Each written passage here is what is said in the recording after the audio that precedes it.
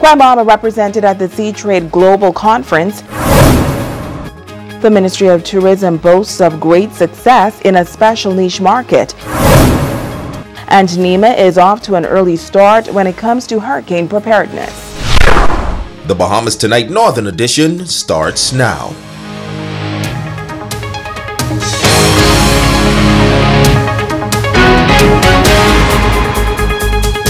This is the Bahamas Tonight, the Northern Edition. Good evening, all. I'm Shashina Rolf-Farquharson. As always, it is so great to have you with us. Topping the news this evening, Grand Bahama in the spotlight this week at the Sea Trade Global 2019 Conference in Miami. This promotion is in keeping with the government's commitment to establish Grand Bahama as a leader in the maritime industry and growing potential as a major cruise destination. Grand Bahama's delegation was led by Minister of State, the Honorable Kwesi Thompson. Natalia Hall has our top story. Minister of State for Grand Bahama, the Honorable Kwesi Thompson, participated in the world's largest cruise and maritime conference, Sea Trade Global 2019 in Miami, Florida, which is all a part of the government's commitment to establish Grand Bahama as a maritime center. The minister says some 11,000 persons from the cruise and maritime sector were in attendance. We are very, very pleased that we had a good representation. Along with myself, the Permanent Secretary, Mr. Harcourt Brown, we had Mr. Felix Bowe from our office as well. But also attending was the Grand Bahama Shipyard, who actually had a booth.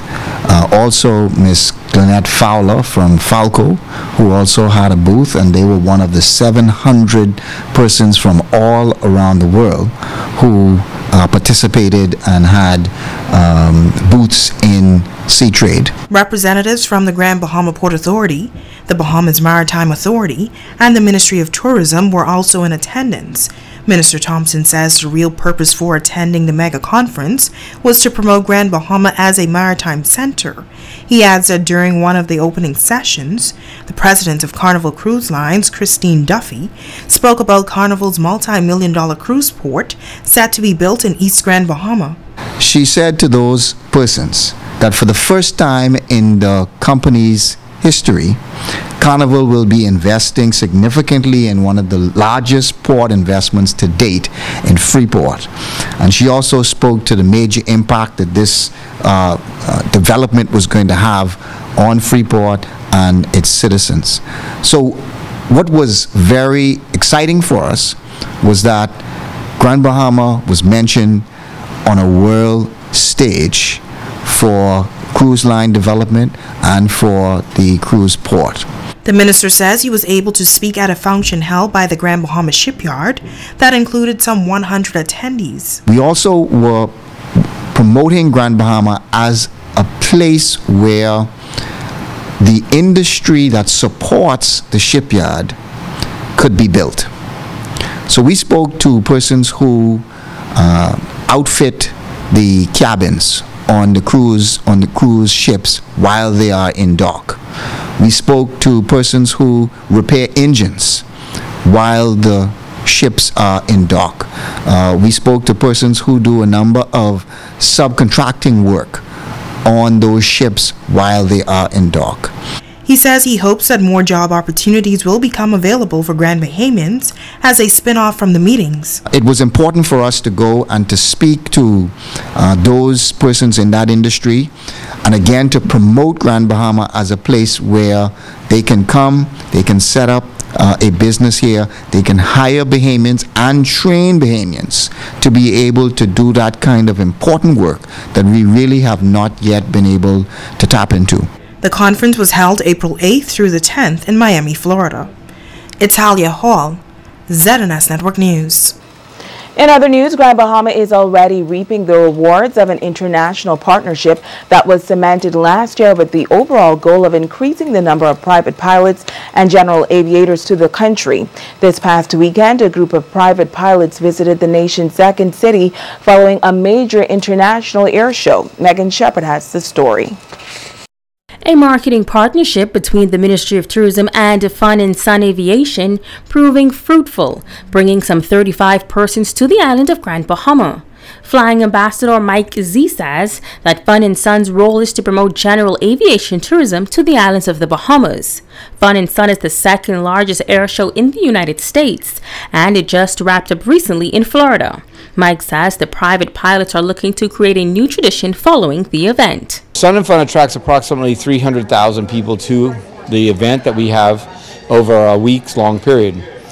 This year we decided to organize a fly-out to come from Sun & Fun to here. I'm sure many people here remember the Freeport Air Show. I was part of that thing. So what we're trying to do, and I think that show is going to come back, we wanted to sort of set the stage to get people used to leaving Sun & Fun to come here, and then perhaps maybe even roll in a little air show. I think it'll be really good for Grand Bahama and tourism throughout the islands. Mike notes that the Minister of Tourism, the Honorable Dionisio Diagler, was also in attendance for the successful event. We set records. We've never had so many people show up. And then we had the Honorable Minister of Tourism, Dionisio Diagler, who came and had the opportunity to meet with the Deputy Director from the FAA, so that's the number 2 man in the FAA in his capacity as Minister of Aviation. But he also got to see approximately 5,000 airplanes on the grounds at Sun & Fun. And the Minister understood that these were all potential customers to come to the islands of the Bahamas. So it was an outstanding visit, an outstanding event. We had beautiful weather coming here and a warm Bahamian reception, which I've always gotten every time I've been coming here for the last more than 30 years. The group arrived on Grand Bahama on Sunday and planned to travel to other islands within the country. The plan here is most of these people, it's their first trip to the Bahamas. So the Ministry of Tourism has come up with several different options for activities. People are going to kind of pick and choose. We've got about 30, 35 people here. So trying to get all those cats to march in a parade is kind of hard, but they all have different interests. So they're going to pick and choose, get a little bit of a taste of Grand Bahama. The idea is to give them a taste so they want to come back. And then we're going to go island hopping down to Cat Island, Treasure Island, and home. So this will be a 4-night trip. Megan Shepard, ZNS Network News. Switching gears now, weather experts are projecting that the 2019 Atlantic hurricane season may see fewer storms and hurricanes, but they are careful to point out that doesn't necessarily mean it will be less dangerous. Colorado State University predicts a total of 13 named storms, 5 hurricanes, and 2 major hurricanes this season. Names for this year's hurricane season include Andrea, Barry, Chantal, Dorian, Aaron, Fernand, Gabriel, and Humberto. The Atlantic hurricane season officially starts on June 1st and ends on November 30th. Well, as you are aware, the island of Grand Bahama is no stranger to dangerous hurricanes and other natural disasters, which not only destroy homes and cause extensive damage to businesses, but also affects the overall economy.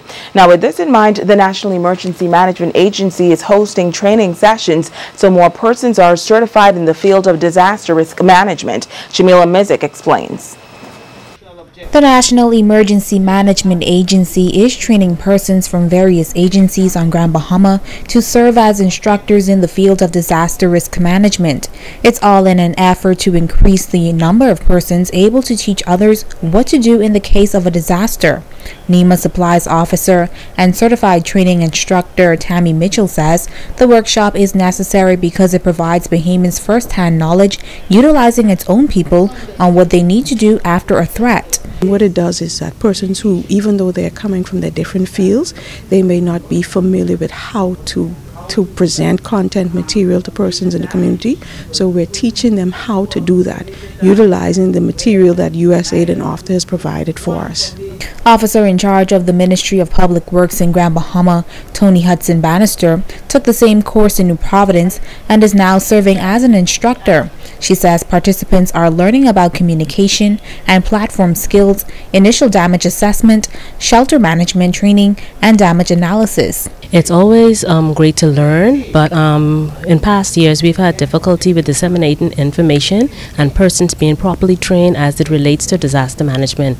And so for us to have something here like this where we can do the training ourselves locally, it's a way for us to empower ourselves and not be as dependent on NASA when it comes to disaster management. We'll have more persons on the ground that are trained to train others. She says because of the training, persons on the ground are now more empowered and more knowledgeable. We are now better prepared for when we face disasters such as hurricanes, which Grand Bahama has always been one that has been hit, and Abaco as well.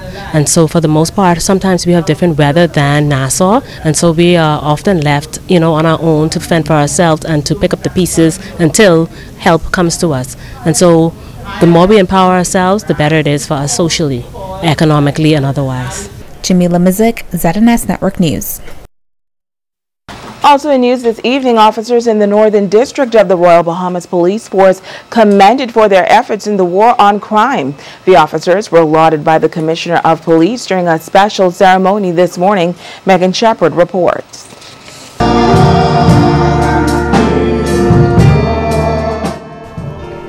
Officers from various departments, including the Abaco District, Drug Enforcement Unit, Rapid Response Unit, and Central Detective Unit, receiving top honors and commendation from the Commissioner of Police. Officer in charge of Grand Bahama, ACP Samuel Butler, noting that the ceremony was designed specifically to recognize officers that stood out for their commitment and dedication. He adds that praise is one of the most powerful tools that a leader can use to continue motivating staff. We hope that today will not be the end of your praise. We hope that today will just be the beginning of you having a second win, with a strong determination to soar higher, to fly longer, and to achieve more. Commissioner of Police Anthony Ferguson says that he, along with his senior officers, are proud of the honorees for their stellar and outstanding performances while carrying out their duties. He says that this recognition is just a small token of their gratitude. We know that you can never be fully compensated for all of the time you are away from your families while keeping your community safe, or for all of the sacrifices you make daily to guard and maintain the good reputation of the Royal Bahamas Police Force. We see your commitment and we know your hard work. So this commendation ceremony is just a small token of our appreciation. He says that he hopes that these accomplishments will motivate other officers on the force. Therefore, the granting of these commendations will no doubt increase productivity level and help to stimulate good work ethics among your peers. Your supervisors should also be commended, as it was not an easy task making selection among equally qualified and deserving officers. But the quality of work you have produced sets you apart. So I implore you to continue on this path. Nearly 50 reserved and contract officers were recognized for accomplishments above and beyond the line of duty. One group of officers from the Abaco District were recognized for their efforts during the February 2nd tragic incident involving over 80 Haitian migrants. Officers risked their lives on a search and rescue mission involving a distressed vessel conveying 82 passengers. Corporal Mills, along with others, demonstrated strength and courage through treacherous waters and were able to rescue 18 survivors and retrieve 31 casualties. The Abaco community applauded the officers for their tenacity and professionalism. The Commissioner's Award is therefore awarded to these officers. Megan Shepard, ZNS Network News. Stay with us. There's more news on the other side of the break.